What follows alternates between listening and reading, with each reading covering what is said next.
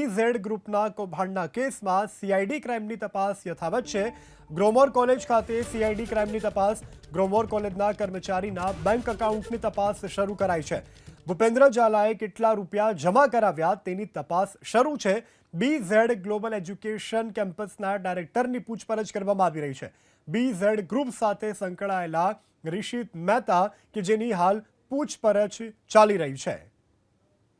સાબરકાંઠા જિલ્લાના જે Gromor group of education હતું તેને BZ ગ્રુપ દ્વારા ખરીદી લેવામાં આવ્યું હતું ને છેલ્લા કેટલાક સમયથી BZ ગ્રુપ કૌભાંડોને લઈને ચર્ચાસ્પદ બની ચૂક્યું છે। ત્યારે ગ્રોમોર ગ્રુપ ઓફ ઇન્સ્ટિટ્યુશન છે જે અત્યારે હાલ BZ ગ્લોબલ એજ્યુકેશન તરીકે ઓળખાય છે તેની અંદર જે ફરજ બજાવતા જે કર્મચારીઓ છે તે કર્મચારીઓના ખાતામાં BZ ગ્રુપ દ્વારા BZ ફાઇનાન્શિયલ સર્વિસ દ્વારા જે નાણાંનું વ્યવહાર કરવામાં આવ્યો હતો તેને લઈને CID ક્રાઇમ અત્યારે હાલ ગ્રોમોર ગ્રુપ ઓફ ઇન્સ્ટિટ્યુશન એટલે કે BZ group BZ global education ખાતે તપાસ અર્થે પહોંચી છે। જે પ્રકારે દ્રશ્યોમાં જોઈ શકાય છે તે પ્રમાણે હાલ BZ જે આ ગ્લોબલ એજ્યુકેશન છે તેની અંદર CID ક્રાઇમના જે અધિકારી કર્મચારીઓ છે તે કર્મચારીઓ હાલ પહોંચ્યા છે અને જે કેમ્પસ ડાયરેક્ટર છે ઋષિત મહેતા તેઓની હાલ પૂછપરછ હાથ ધરવામાં આવી રહી છે।